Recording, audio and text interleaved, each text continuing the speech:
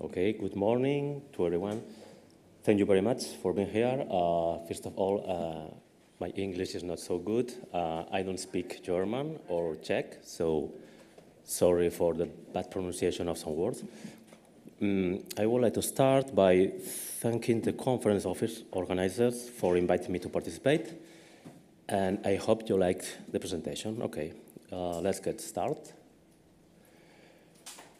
Well, sex-gender system. Every society has a certain hegemonic system throughout which sex and gender categories are understood.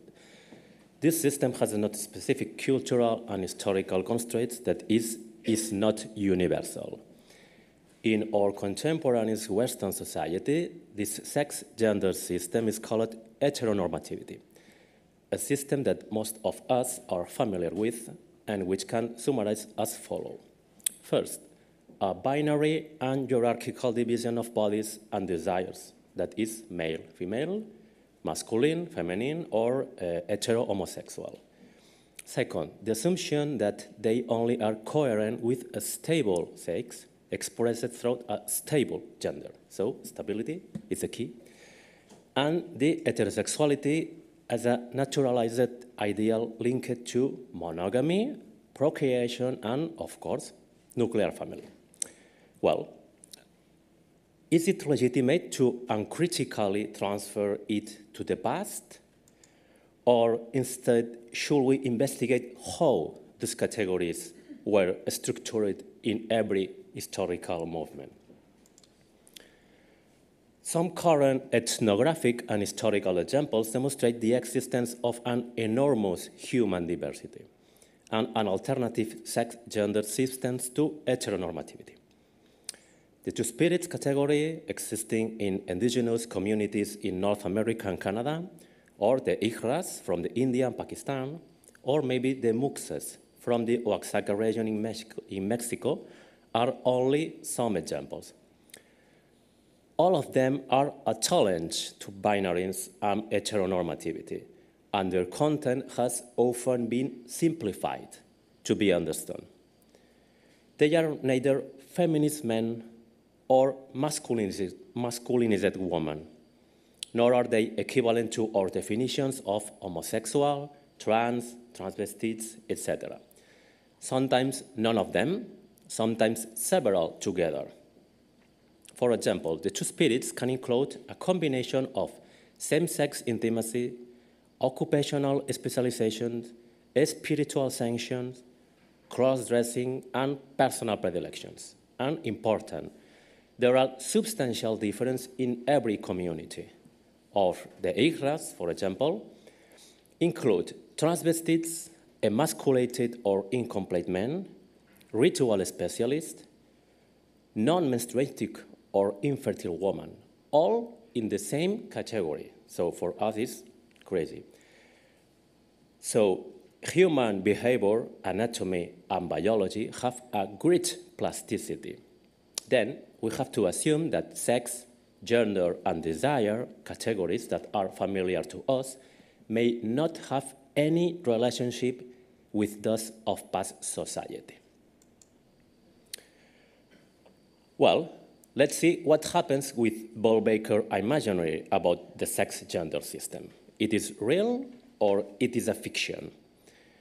Here are some well-known pictures of Bell Beaker people. The first and the last one corresponds to inhabitants of Iberia, and the other two are from Central Europe. The last one, for me, is particularly interesting as it comes from the last renovation of the National Archaeological Museum in Madrid in 2014. As you can see, we only see men with weapons or in a fighting attitude, probably assumed to be warriors.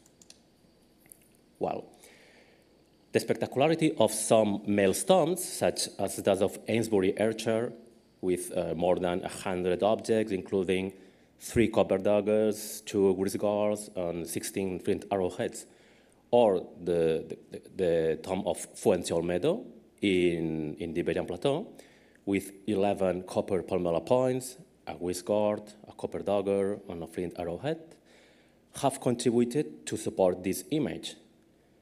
However, they are a minority. Here we can see the back cover and the flaps of a recent book of only 4 years ago, which includes in 2 volumes the most relevant contributions of Bell Beaker in Iberia and part of Europe. Okay, here we can see other activities of Bell Beaker inhabitants, such smelting and forging of copper, or the burial of offerings. Again, unsurprisingly, only men are shown. Where are the women? They are here, doing woman things. As you can see in the first picture, which is from the same book, the woman is combing her hair. You always must look nice when your husband comes home from work. And in the second, it's not so recent, but it's equally well-known picture. The only woman is serving the food, while the rest of the people, men, consume the food in what could be some kind of ritual of commensality, that is, some kind of politics. Of course, the domestic and maintenance sphere belongs to women. Really? Is this a world of men and warriors, or is this an androcentric interpretation of the past? What do the graves tell us? The grave data I have collected from graves are sex, osteological sex, or genetic sex through DNA, age at death, grave goods, that is typology and number of objects, and position and orientation of the body. The data have been extracted for various publications. The Adalbert Müller's study presented here 35 years ago, which includes almost 500 tombs from Central Europe, several works by Jan Turek, especially the tombs called by him Amazon's graves, Olivier Lemercier works on the Bell Beaker's tombs with weapons, which includes almost 1,000 tombs from all over Europe, and a recent study in which I participate of 70 individual tombs from Iberia. Wow. In Central Europe, the existence of a strict regulation of funerary practices according to a binary division of sex is already known. It's not new.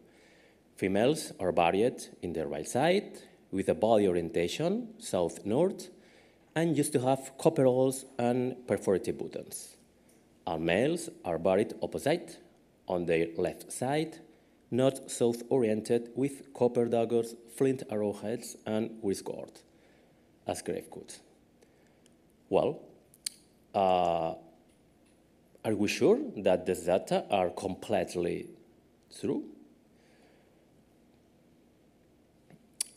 In fact, it seems that this data need to be reviewed. The study by Muller, 25 years ago, of around 500 graves with 100 anthropological reports demonstrate that the general scarcity of non-ceramic grave goods. It is only tested in 12% of the tombs. In other words, we are dealing with a minority, a specific sector within the Bell Beaker elite. Additionally, the study demonstrates that despite disposition and orientation rules detected in most of the cases, there are some exceptions.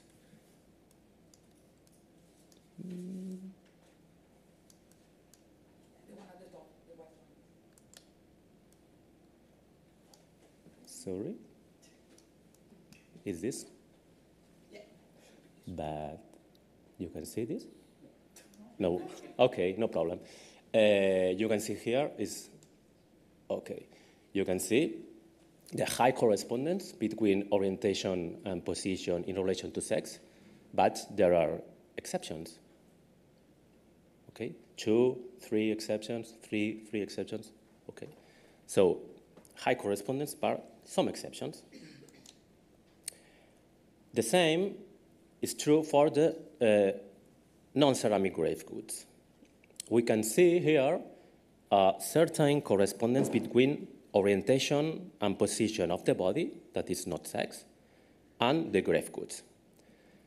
As you can see, tombs buried in the left side and north-south orientation in red concentrate most weapons and whiskers, and tombs buried in the right side and south-north orientation in purple concentrate most of buttons and copper ores.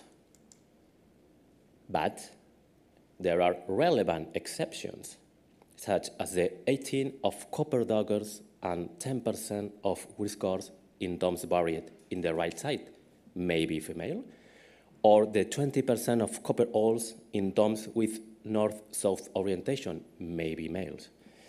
Assuming, which maybe is too much to assume, that orientation and position could indicate sex, these data are like those obtained by Le Mercier for individual graves in much of Europe, where between 10 and 15% of weapons are in woman graves. The data from Iberia of non-ceramic grave goods are so similar. Weapons, in this case palmella points and copper daggers, are more frequent in male graves, but are not exclusive. Moreover, only between 18 and 27% of male graves have weapons. Owls are more frequent in female graves, but are not exclusive either. And only 29% of female graves have them. The only object that found exclusively in female graves are buttons, but again, only 33% of female graves have buttons. So, what does it mean? It means that orientation and position and grave goods are not exclusive indicators of masculinity or femininity, not exclusive. Then, buttons, owls, or weapons could not be interpreted like only sex gender markers. Not every woman grave have buttons and owls, and not every man grave have weapons. But indeed, we can clearly distinguish two groups. One is composed by tombs of some adult male with weapons. This is clear. Several researchers have pointed out that copper daggers, palmella points, and archery pack are weapons. Documentation of some massacres using flint arrowheads in some sites, and the depiction of daggers and bows on a stela support this statement. Although this is an open question, and yesterday we said this, we would agree in defining this group as possible masculine warriors. Possible. The second group is composed by some adult females with owls and buttons. In Iberia, buttons and owls almost completely coincide in the same graves and were perhaps related as part of the same productive process. Some scholars found technological traces related with the use of copper owls to drill buttons perforations. Others speculate with the possibility that owls are linked with the production and control of textiles. And buttons at tombs could indicate, in some cases, the original presence of textiles, clearly represented at some steles, and in other cases, their use as necklace belts are attested, as can be seen in this tomb of hostage by the position. Then we could agree, maybe, in defining this group as possible feminine craftswoman related of leather, textiles, bone, ivory, whatever. Well, apart from these two groups, what happens with adult graves, with graves of adult women with weapons?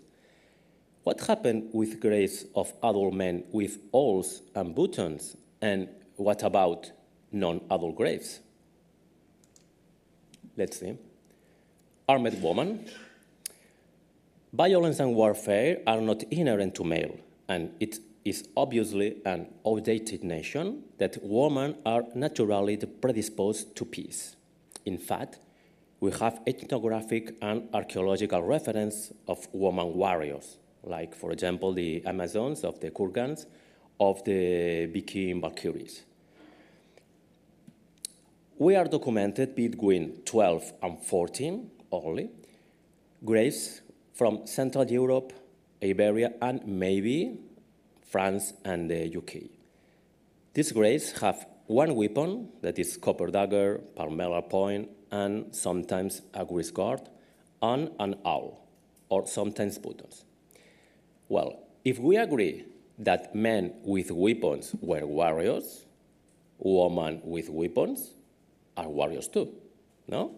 Now, there is no point in arguing that the weapon was given to them by their father or by a husband, no? We agree with this. Well, interestingly, they are not masculinistic women, as they have awls or buttons. These females' graves seem to claim a specific and different social identity or gender with their own characteristics, maybe a feminine warrior and craftswoman. One of the best known examples is this tomb at Tysice in Bohemia. The tomb was accompanied by 2 wrist guards, 2 perforated gold plates, a copper dagger, a copper awl, an amber bed, and 6 ceramics. Here you can see the well-known reconstruction of this tomb. Similar female burials are documented in other Czech cemeteries, like Zalinice one in Moravia, with a tangent dagger, part of a grease guard, a boar tusk, possible use in metalworking, 2 rupet copper rings, and a copper awl, among other grave goods. And here are one example from Iberia. This is the most spectacular example of this type in Iberia. It's Tomb 4 at Humanejos in Madrid. This woman was accompanied by 15 gold beds, 44 ivory beds, 3 perforated buttons, a tangent dagger, a copper awl, and 7 ceramic vessels. In fact, this is one of the 2 richest tombs in the entire necropolis. Here you can see a detail of some of the grave goods. Well, non-masculine men, maybe? We have documented between 4 and 7 male tombs in Central Europe and in Iberia with copper awls and sometimes weapons, that is, copper daggers, wrist guards, or flint arrowheads. A good example is grave 27-1 from Millennium at Austria.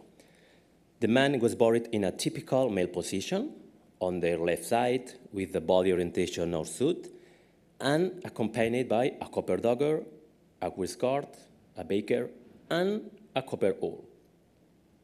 Well, these still scarce or not completely clear burials of men with copper awls are clearly differentiated of those of men with copper weapons, and they seem to show certain similarities with those of armed women. On the other hand, it is interesting to note that their low number maybe, perhaps, indicate less variation in male graves. Why? Perhaps masculinity was more rigid than femininity? Maybe. The final question is, what happens with non-adults? Are they gendered like adults or not? A part of the problem of the absence of sexual dimorphisms, which makes their osteological sexing difficult, an interesting question is when a subadult becomes an adult, regardless of its osteological characteristics. A recent study of non-adult burials from Iberia, from Mercedes Herrero Corral and others, suggests that adolescents over 16 are considered complete adults, given that they are buried on their own and with grave goods like other adults. Instead, children under 16 are accompanied by adults in the tomb and or with miniaturized grave goods. As you can see here, you see the scale of this guard. And they never have metal objects.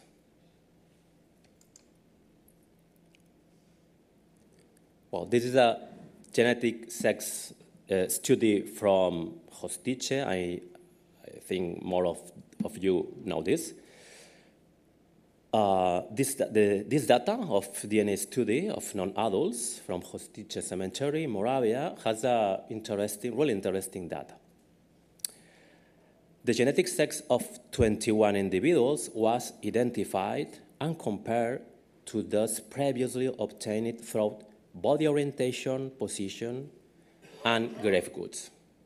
Here you can see in the left the sex-gender attribution by position, orientation, and grave goods, and in the right, the real DNA attribution.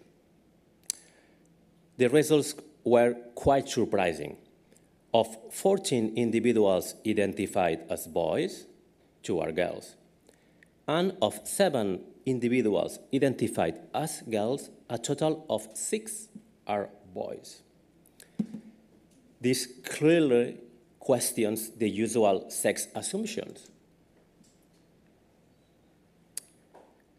but also suggests that non-adults could lack a specific sex-gender attributions or would benefit of a rather fluid categorization. In some European regions, until early 20th century, there was a tradition of treating children as genderless or as a girl. For example, dressing them with unisex clothing. Here you can see a photograph of King Edward VIII, Duke of Windsor. Interesting. Only a specific age or the celebration of a social initiation of rite of passage, children will start to be considered as males or females. In fact, Native American data points in the same direction, with only a strong sex-gender differentiation after a particular milestone, generally between adolescence and adulthood. Finally, we can conclude with the following considerations. First, within a specific sector, it's important, a specific sector of the Bell Beaker elite, the sex-gender system should be structured throughout a non-binary or multi-gender conception. Second, within adults, we do not know how many differentiations will exist or their degree of stability. Some we have been able to detect, others perhaps no. These differentiations include males graced with weapons, maybe some type of masculine warriors, female graced with awl and buttons, maybe feminine craftswoman, female graced with weapons and owls or buttons, maybe feminine warrior and craftswoman, and male graced with awl and buttons, and sometimes weapon. These differentiations also have some type of supra-regional scale, which includes some territories in Iberia and in Central Europe. The apparent gap in between is, in my opinion, most likely due to a lack of data. If not, it's difficult to understand why we have similar data in Central Europe and in Iberia. And for non-adults, perhaps under 16, we have no data to support that they have a specific sex-gender attribution. It is possible that they lacked it, or that it was more fluid or less strict than in adults. In conclusion, I would like to stress that it is our responsibility as researchers not to transfer our conceptions and prejudices to the past. This only serves to justify and naturalize our present. I would like to end by reading this sentence by Sandra Holliman, a researcher known for her work on the two spirits in Native Americans. That is, the absence of evidence for these non-binary genders in some groups should not be read as evidence of absence. So we need to prove it. Thank you very much.